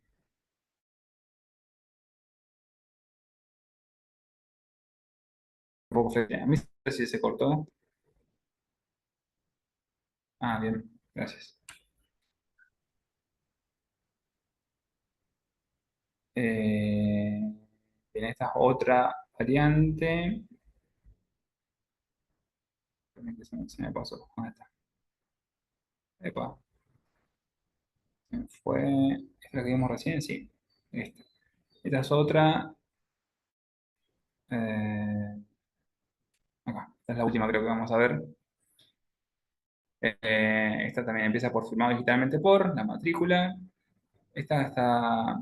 eh, Aclara el tipo, el documento apostillado digitalizado, que también está bien detallado, pero me parece que no era del todo correcto porque no sé si era digitalizado, creo que era un documento apostillado, o sea, lo que tenía adjunto era la apostilla original, no estoy seguro, pero bueno, en ese caso debería haber puesto un documento apostillado digital o nativo digital o algo así. No es necesario poner que está apostillado, pero también si lo quiere hacer es un lindo resguardo. A veces en la leyenda de cierre, según los requisitos de dónde se van a presentar, aparecen distintas cuestiones. Ahí, hace poco una traductora me preguntaba si podía incluir todo su mail, su número de teléfono y sus datos de contacto en la leyenda de cierre, porque le pedían al cliente que estuviera eso incluido. Y obviamente, si no lo prohíbe el reglamento, se puede incluir. E incluso lo pueden incluir cuando no se lo pidan y les queda completo. Yo en mis leyendas de cierre digitales, a mi nombre y apellido y en matrícula todo, le pongo un hipervínculo, perdón, a mi perfil en la página del colegio, que eso no está prohibido y queda bastante bien porque ahí quien la recibe pincha ahí y va a mi perfil en la página del colegio y ya sabe que estoy matriculado. Bien, y bueno, esto es un poquito cuando yo les mencionaba sobre esto de es traducción fiel de las traducciones. Este extracto de un par de conclusiones también es sacado del libro de Sol Vergés, que lo pueden consultar cuando quieran, pero ella hace un debate sobre, bueno, a qué se le llama traducción fiel y si es verdad que nuestras traducciones son fieles. Entonces, por ahí su debate, que son más preguntas que respuestas, van un poco orientados a esto. ¿Qué pasa si dos traductores, que yo, bueno, acá que veo, bueno, Zulma, Raquel y Karina, que son todas italianos, y las tres hacen la traducción del mismo documento, entonces que hay una que es más fiel que la otra a ese documento? ¿Y a qué se refiere con la fidelidad? ¿Es a la cultura de origen, a la cultura meta, fiel al formato? Como son todas cuestiones eh, está bien preguntárselas. Yo, de hecho, a raíz de este libro, como que saqué la palabra fiel y ahora cuando les muestre mi leyenda de cierre, van a ver que dice, es traducción al idioma tal, del idioma tal. Eh, pero bueno, existe mucho también esto de que los traductores somos profesionales fedatarios, cuando en realidad hay mucha gente que alega que no, y creo que con justa razón estamos dando fe de nada más que de que actuamos de buena fe nosotros. Entonces, Pero bueno, es un debate en el que no quiero dar conclusiones, sino bueno, les planteo estas preguntas para que se las hagan y en el caso de que tengan dudas o les resuene, sacar eso de fiel de la leyenda. Y si les parece que corresponde, dejarlo y no hay ningún problema. Bueno, ese es el libro que está disponible online. Es por momentos interesantes y por momentos no, pero hay muchas cuestiones que nos tocan como traductores. Y la conclusión de Solberg en este libro es que, bueno, efectivamente los traductores nos hacemos responsables de nuestras traducciones, pero no indicar que garantizamos que un texto de producción propia está libre de errores es irresponsable. Ella dice que si decimos que es traducción fiel, estamos diciendo que nuestra traducción no tiene ningún error. Entonces, bueno, alega que no es responsable decir eso, es decir, mi traducción es fiel, por eso no está libre de errores, entonces tómenlo como la única traducción válida. Entonces, bueno, es un lindo debate para que se hagan y si quieren leer más sobre eso lo pueden buscar en la página. Y ahora como para ya cerrar, así después vemos algunas preguntas que tengan. Cuando yo les hablaba bueno, de todas las obligaciones de ambos reglamentos y de las sugerencias que yo recomendaba incorporar para tener una única plantilla final que nos sirva tanto para las traducciones que hacemos al español, para las que hacemos al idioma extranjero, para las que hacemos con firma digital o para las que hacemos con firma hológrafa, que es tener una única plantilla con todas esas sugerencias incorporadas y nos va a ahorrar un poquito de tiempo y evitar algunos contratiempos. A mí me sirve, por eso se los recomiendo, pero no significa que vaya a servirles a todos. Entonces, bueno, esta es una captura de pantalla de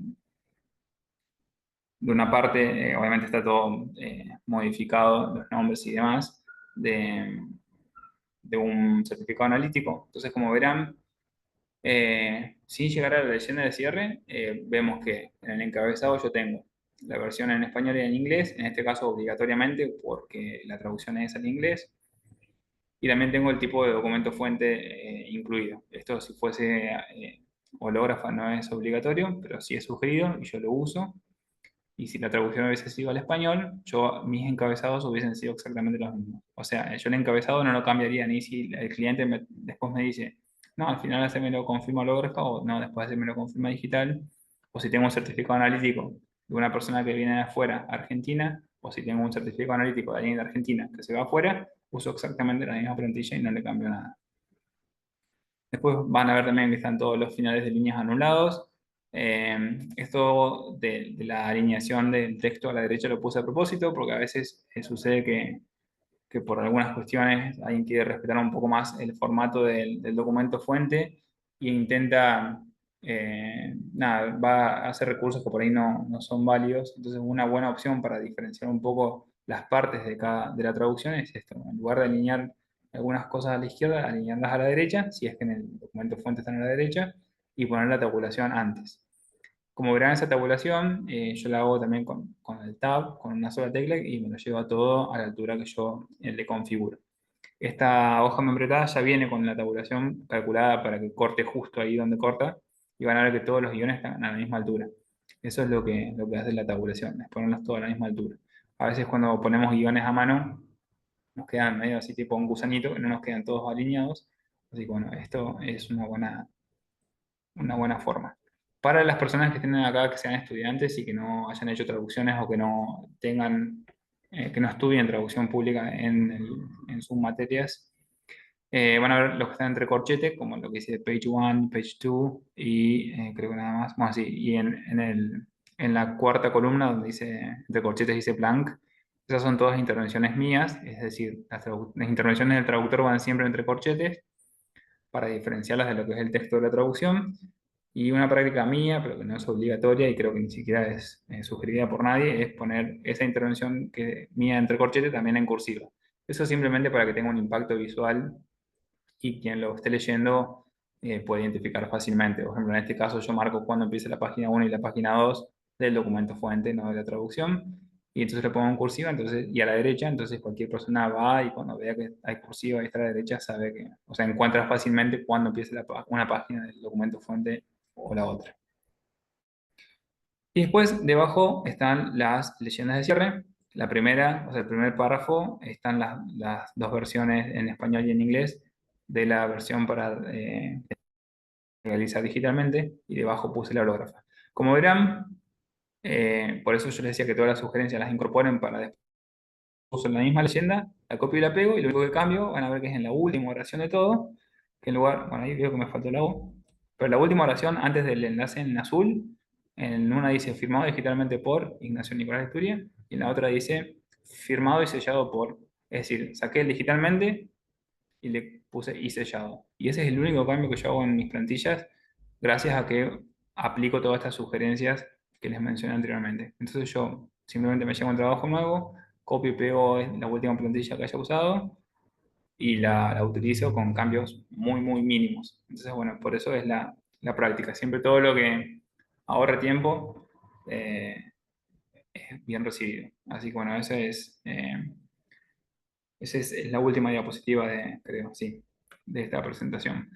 Así que si alguien tiene alguna duda, algún comentario de lo que hayamos visto o ajeno a lo que hayamos visto y que les quieran compartir con nosotros, es más que recibido porque todo lo que le sirva a alguien, le sirva a todos. Ignacio, no sé si me escuchás. ¿Me Sí. escuchás bien? ¿Cómo estás? Vos hablaste hoy de la enmienda con firma hológrafa y dijiste que ibas a comentar de la enmienda con firma digital. Sí, buen punto. Si se les iba a comentar, porque en realidad no es posible, porque bueno, justamente por esto de que la firma digital bloquea las traducciones, o sea, el documento que firmamos no se le puede hacer ninguna enmienda y además llevado a la parte práctica, digamos, técnicamente, supongamos que queramos hacer una enmienda después de que la traducción digital ya fue legalizada, es como súper imposible para mí como ver cómo adjuntar ese archivo, o sea, dónde adjuntarlo, en qué parte de la cadena de trámites. Entonces, no es posible, de hecho el reglamento nuestro no las contempla. No sé, Silvia, si vos conocés si hay algún reglamento de traducciones con firma digital que sí contemple enmiendas y cómo sería en ese caso, pero hasta donde yo sé, no. Por eso equivocarse ahí, Karina, no te asustes, pero eh, es un poco más difícil que en las hológrafas. Pero siempre todo tiene solución, no te preocupes.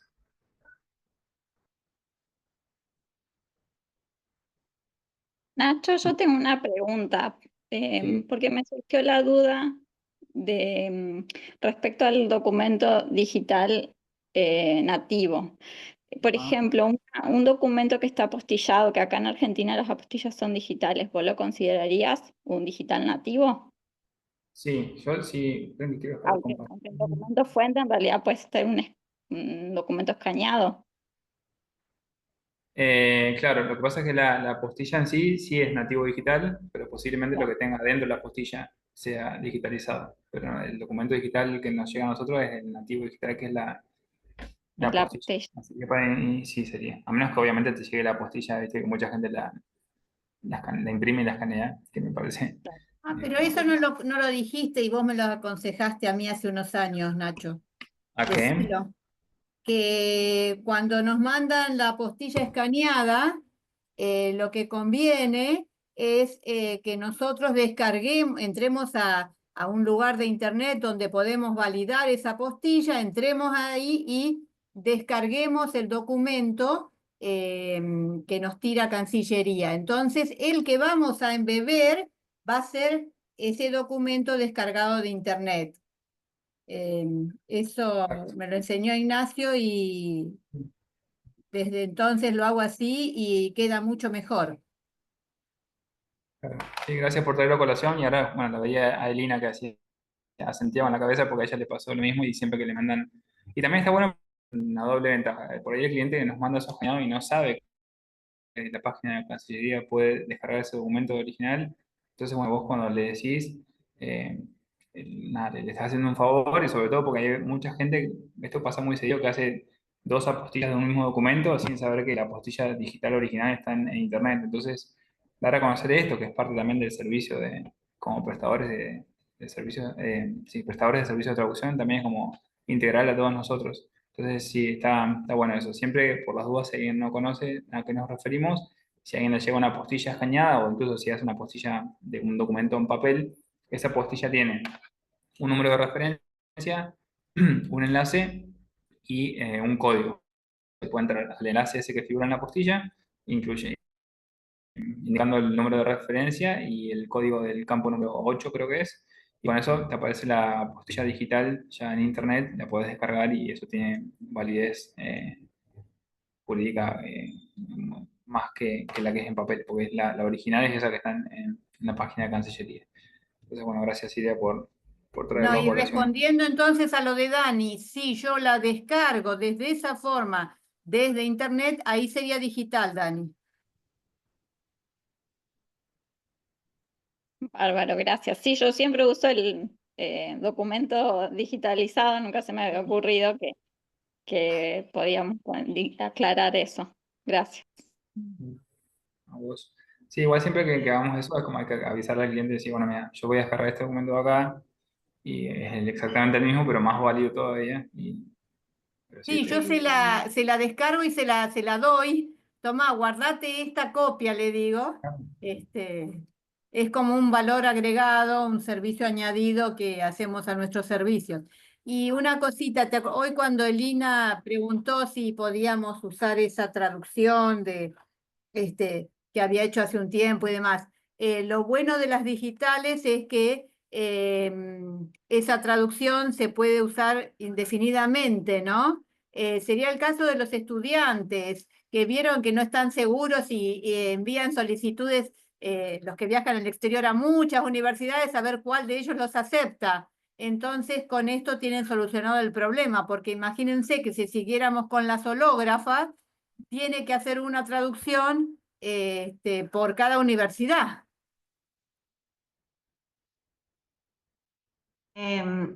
Comento algo que me ha pasado ya con varios clientes.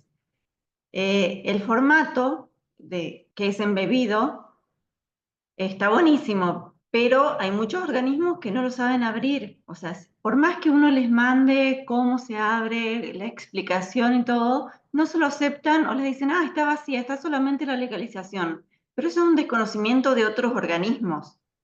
Entonces, estaría bien si uno, para ciertos trámites, al cliente le explica cómo funciona y que de última, no sé, lo armen en un solo PDF ellos o algo por el estilo. O sea, yo sé que no es el formato legal, pero para que solucionen el problema para salir del paso.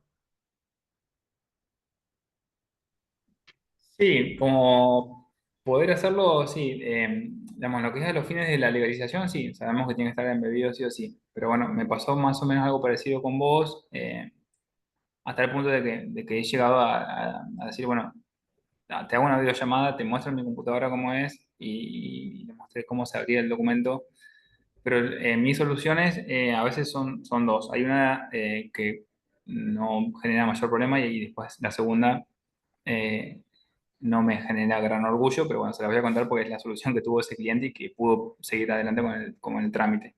La primera es, bueno, cuando tienen que mandar la traducción y todo por mail, yo le mando. Una vez que está la legalización, le mando la legalización, que tiene adentro la traducción y el documento fuente. Le mando la traducción, que mandé a legalizar, que adentro tiene el documento fuente. Y nada más. O sea, le mando dos documentos. En realidad le estoy mandando 5 documentos, pero le estoy mandando 2 archivos. Y bueno, ellos no sé bien qué hacen, después supongo que las mandan los documentos y así los ven. Pierde la función de lo que es el embebido y el adjunto, que es justamente decir, bueno, esto es solamente vinculado con esto y nada más, porque si no, yo le podría mandar una traducción distinta y ta. Pero bueno, es cierto que, sobre todo afuera de Argentina, muchos organismos que uno creería que la tienen súper clara, no tienen ni idea cómo funciona. Y me pasó con un cliente en particular que no había forma, no había forma, no había forma. Entonces lo que hice fue, que esta es de la que no estoy orgulloso porque es algo incorrecto en realidad, pero bueno, lo hice y le funcionó, así que no lo tomen como sugerencia y evítenlo a toda costa, pero fue lo siguiente. Ellos tenían que subirlo a una plataforma de una universidad y tenían que estar solo un documento. Entonces yo lo que hice fue eh, vincular todo tipo sábana, legalización, traducción y documento fuente, todo en tipo sábana. Se anularon todas las firmas porque cuando se hace eso se pierden todas las firmas.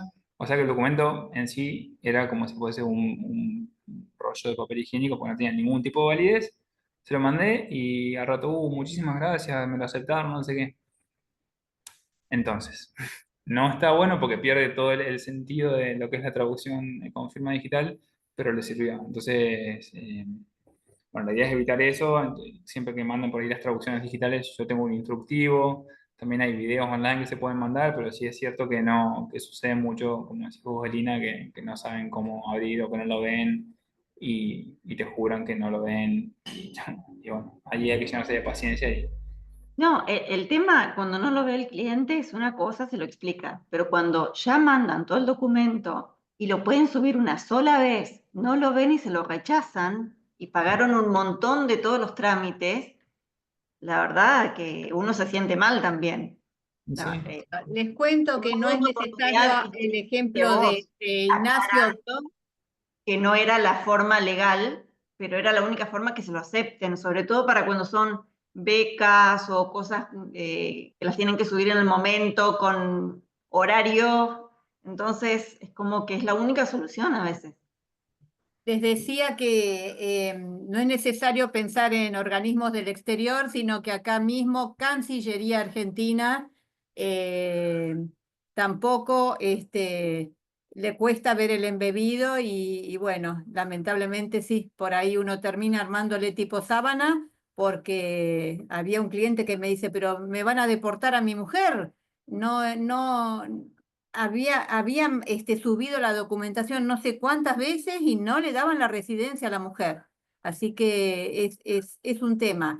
Y yo les quiero aclarar que, por ejemplo, el Colegio de Buenos Aires admite el armado tipo sábana y el embebido, por supuesto, que el sábana es únicamente para aquellos documentos que no cuentan con firma digital, ¿no es cierto? Perdón, documento fuente. Nosotros no aceptamos solamente, usamos el embebido para unificar criterios y porque da mayor seguridad también técnicamente, ¿no? Eh, Así que, bueno, eso lo quería aclarar porque si alguno está matriculado en Buenos Aires, dirá, ¿y cómo a mí en Buenos Aires me aceptan el armado tipo sábana? Pero la explicación es esa. Bien, bueno, gracias Silvia. ¿Alguien tiene algún comentario, alguna duda, pregunta más? Estamos con tiempo para Yo responder todo lo tengo una duda de algo que comentaste al principio, Ajá. que dijiste que a veces se puede hacer una traducción parcial del documento. Una vez tuve una consulta de esas, pero al final no se necesitó hacer la traducción, de un cliente que necesitaba un extracto bancario donde estaban los términos y condiciones, pero que no le tradujera lo de términos y condiciones. En ese caso, él me manda el documento completo de manera digitalizada o digital, depende de dónde venga. En ese caso, yo puedo hacer una aclaración que solamente estoy traduciendo cierto contenido de ese texto o cómo lo manejo. Bien, ahí el reglamento original dice que solamente se pueden hacer traducciones parciales cuando el documento fuente está dañado o algunas cuestiones de esas. Hoy en día eso que vos mencionás es bastante habitual y de hecho también cuando nos hacen traducir por ahí facturas de la EPE o de agua o del servicio de internet para presentar muestras de residencia, también hay secciones que no se traducen porque qué sé yo, del lado de atrás está qué sé yo, acordate de cerrar bien la canilla para evitar el derroche de agua, cosas así, son todas cuestiones que por ahí no se traducen. Y eso sumado a tu caso, el de los reglamentos, de los términos y condiciones de los extractos bancarios, que también es muy común que no se traduzcan. Lo que es obligatorio sí o sí es que en la leyenda de cierre pongas que es una traducción parcial del documento fuente y después, que no es obligatorio, pero es muy sugerido para tu resguardo, es en el cuerpo de la traducción indicar. Acá sigue una sección llamada términos y condiciones que no es por tal motivo, como así. Entonces vos después en la leyenda pones que es traducción parcial, las partes debidamente indicadas por tal motivo. Lo que sí hay que tener mucho cuidado es un caso similar al cliente que quiere unificar documentos para tener una sola legalización. Hay que tener cuidado con cuándo es que un traductor, un cliente te pide que hagas una traducción parcial. A mí me había pasado una vez que tenía creo que no sé si un diploma o un analítico, me pedía que le tradujera solamente una partecita o el último año o algo así. Yo le dije, mira, no puedo, y aparte porque yo no veía motivo para hacerlo, si viene a su pedido y quizás mi respuesta fue equivocada, pero yo sentía que no estaba cumpliendo con el reglamento que dice que se debe traducir íntegramente. Entonces, si yo no veo un motivo válido para hacerlo, como yo por ahí le digo que no. Pero en el caso de los términos y condiciones, sí, porque por ahí el balance que necesita traducir tu cliente es media foja y los términos y condiciones son 2 fojas, entonces realmente no tiene sentido, sobre todo porque, bueno, hay que ser práctico y decir, bueno, esto contribuye a la traducción o no, y tomar decisiones en función de eso como traductores matriculados responsables. Pero sí es posible hacerlo y pero aclararlo súper bien. Yo con eso soy bastante miedoso o cauteloso, como quieran, pues yo siempre aclaro como súper bien qué parte es la que traduje y cuál no. Incluso eh, me pasó que, bueno, hay algunos documentos que están escritos en español y tienen una única materia, ni tengo que traducir solo ese nombre de la materia. Entonces le pongo bien hasta en qué punto y en qué ítem está esa materia y si está resaltada en negrita y todo, y como le pongo todo, cosa de que nadie pueda decir, tener dudas de qué es lo que yo traduje. Entonces un poco eso, si vos estás leyendo el cierre tu traducción y estás segura que no hay lugar a dudas de qué es lo que tradujiste, dale nomás. Perdón, yo para mayor resguardo a lo que comentó Lina, suponete esos términos y condiciones, cuando es de esa partecita pongo que, bueno, que no se tradujo a solicitud del comitente de la traducción. Entonces quedas un poquito más resguardada, o sea que no es que se te ocurrió a vos no traducirlo. Perfecto, gracias. Bien, bueno, chicas, ¿alguna cuestión más? Por ahí las chicas estudiantes que estoy viendo, bueno, está Lorena, Luciana, Malena, estudiante, Andrea también. No sé si alguien tiene alguna duda, si han visto algo de Yo esto. quería consultar con respecto Sí, a una nota que me quedó. El hecho de anular en una traducción hológrafa, anular el reverso con una línea, ¿es opcional? Digamos, el traductor decide si hace de los dos lados la traducción o si lo hace solamente de uno y después anula todos los reversos. sí, sí, eso queda a criterio. Supongo que debe ser supongo que lo hacen los que lo hacen de un solo lado, porque es simplemente más imprimir y listo. En cambio, si lo haces doble faz, tienes que tomarte el tiempo de dar las vueltas correctamente y eso, pero sí queda a criterio del traductor. Bien, gracias. ¿No? Sí, buenas tardes. Yo tengo otra consulta. Sí, No sé si se me escucha bien. nada, sí. Sí, a mí me pidieron un cliente la traducción de unos documentos médicos y me surgió la duda que, bueno, por suerte después no necesitó la legalización, pero cuando quería hacer aclaraciones, como por ejemplo, se hace una aclaración del traductor cuando hay una firma. Perdón si esto es una obviedad para todos, porque la verdad que es nuevo para mí. em, por ejemplo, si está la firma de los profesionales médicos y se tapó la matrícula, por ejemplo. Yo aclaré, hay una firma, no se puede ver la matrícula del profesional, por ejemplo, o cosas así que en el original no se ven. ¿Es necesario aclararlo en la traducción?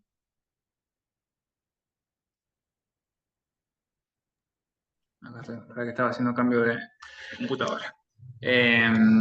Sí, eso hay que aclararlo siempre. Con eso hay también distintas posiciones. Hay gente que dice que cuando hay una parte del texto que no se ve, ya sea en un sello o en un ticket o en un acta muy vieja, que hay que poner que hay un texto ilegible. Y hay otros que sugieren, que dicen que en esos casos hay que traducir todo lo que se pueda leer y decir y lo que sigue es ilegible. Son como posturas distintas, pero en cualquier caso lo que sí hay que hacer es aclarar que hay texto ilegible. Pero con Inventarnos una esa opción. leyenda, ¿el texto es ilegible? ¿O puedo Sí, poner que se, sí, se supongo eso. cubrió? No, Ajá. sí, sí, cortito. Yo pongo, incluso creo que sin verbo, creo que a veces le pongo texto ilegible y nada más. Pero cualquier forma que a vos te quede claro, sirve. Te Bien, aclaro una perfecto. cosa, Emiliana. Si la Sí, palabra matrícula está tachada, o sea, no se lee para nada, suponete que está con una tira negra, si no se lee para nada, vos no podés poner que la matrícula está omitido además, porque no, realmente... era el numerito, o sea, se veía mat y con Ah, la firma cubría los números. Y yo está no me bien, quería arriesgar a si poner son los que, números solos, pero si son los números solos, sí. Pero suponete que vos está totalmente oculto la palabra matrícula, que vos te das cuenta porque debajo de la claro, aclaración, bueno, eso no porque vos intuís que dice matrícula, pero no lo estás leyendo. exacto, claro. Sí, sí, te entiendo. Bien, pero entonces sí lo debería aclarar en todos los casos.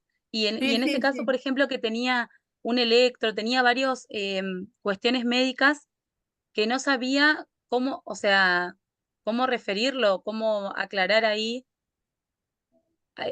Hay una imagen de, o tengo que también hacer esa aclaración, por ejemplo. Sí, ese me acuerdo que me lo habías mostrado en un caso re complejo.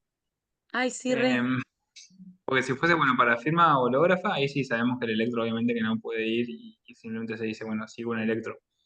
Porque incluso yo para la digital también te diría que no lo incluyas en la digital, simplemente que pongas que un electrocardiograma. Porque ¿qué pasa? Tanto el médico que habla español o el que habla el idioma extranjero, cuando vea tu traducción, lo que va a tener que hacer es remitirse al Exacto. documento Sí, de idioma, sí. porque existe la posibilidad mínima de que cuando vos copies el electro y lo pongas en tu traducción digital, algo se cambie y entonces puede ser... entonces, siempre hay que tener en cuenta que lo nuestro es una traducción pública, que la idea es decir que, bueno, que estamos traduciendo un determinado texto, pero no es un espejo ni una copia. Entonces, ahí para mí lo mejor sí sería decir que un electrocardiograma y que con cualquier referencia que te sirva y que para verlo se refieran, digamos, al Se original. remita al otro. Bien, perfecto. Y perdón, una última cosa. Era también un formulario en el que los médicos hacían líneas que cubrían, como esto no corresponde, ¿no? Uno asume que querían referirse a eso, tachaban párrafos completos. Ahí también podría poner, hay una línea, o sea, ¿cómo muestro en el texto que todo eso estaba, en realidad tendrían que haber puesto no, no, no, o completar cada uno de los blancos, pero no lo hacían, solo ponían esa línea. Entonces, quise aclarar, por ejemplo, hay una línea desde tal palabra a tal otra, o aclarando que cubría varias líneas, no sabía cómo aclarar eso tampoco. Mm. Sí, sí, bueno, te tocó el caso con todas las complicaciones habidas y por haber poder. Pero sí, ahí también hay distintas opciones.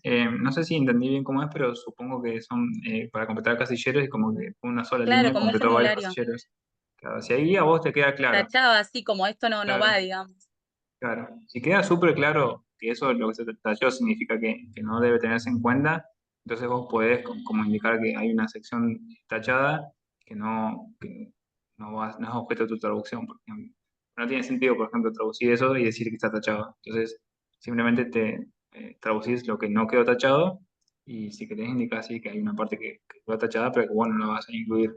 Lo mismo cuando hay formularios a veces de marcar sí o no, también hay gente que Claro, incluye, supongamos que marcan sí, hay gente que pone sí marcado y no no marcado. Y hay otros traductores que ponen solamente la opción marcada. Entonces, que yo, ¿tiene hijos? Sí. No es que ponen, ¿tiene hijos? Sí, marcado, no, no marcado. No sé si me explico. Es como que a veces claro, para los porque iba fines a quedar, yo prácticos, pensaba para quien lo lea, si le agregaban alguna cosa, o sea, yo no me estaba cubriendo de que eso realmente estaba, por ejemplo, todos los ítems marcados, los no marcados se podía modificar. claro.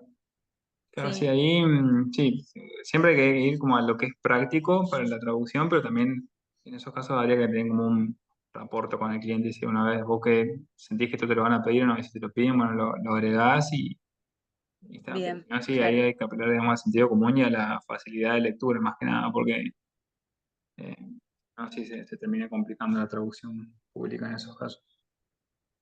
bien, gracias, Y nada. muchas gracias. Bueno, ¿alguien más quiere hacer alguna consulta o pregunta? Bueno, Lo que sí, sí, vamos a pedir si pueden encender las cámaras para tomarnos una foto.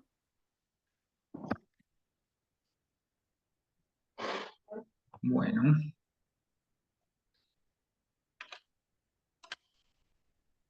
Joaquín, ¿vos tomás? Medio temprano, pero sí, ¿qué querés? Podés tomarnos una captura de pantalla. Pero por supuesto. ¿Estamos todos? ¿Todas? Dame un segundito, Malena, que se está acomodando.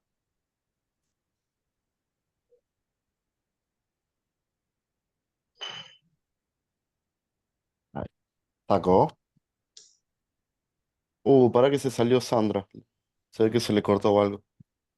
La dejamos entrar y sacamos con ella también.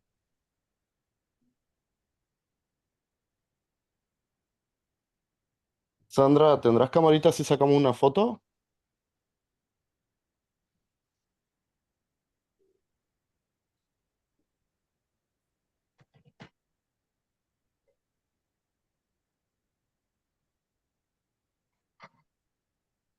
Perdón, gente, Sí. perdón. Tengo una computadora muy complicada. Gracias por esperarme. Nos pasa a todos, Sandra, no te preocupes. Gracias. ¿Estamos todos para la foto entonces? ¿Sí? Vamos.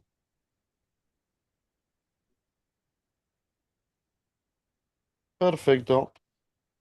Bueno, y gracias a todas por estar presentes y bueno, ya saben, en caso de dudas, no se las guarden, pregúntenos. ¿Puedo decir algo más, sobre todo para la gente nueva, por cosas que me han pasado? Un segundito. Por ejemplo, muchas veces les van a mandar el documento a traducir y le van a decir, solamente lleva la apostilla después. Y cuando abran la apostilla digital se encuentran con que adentro hay un montón de tickets, firmas y otras certificaciones que no contemplaron en el presupuesto y que se hacen varias hojas más. Así que ténganlo en cuenta cuando hacen una cotización de lo que es y advertir al cliente que van a ver después en la postilla general si hay algo más incluido, porque ya me ha pasado y con gran cantidad de documentos insertos. Muchas Bien, gracias. gracias, sí, un buen consejo. Bueno, listo, entonces sin más, Bueno, gracias Ignacio. Con esta charla estamos cerrando el calendario de capacitación por este año. Así que te agradecemos mucho que hayas dado esta charla que fue muy esperada. bueno, gracias a ustedes.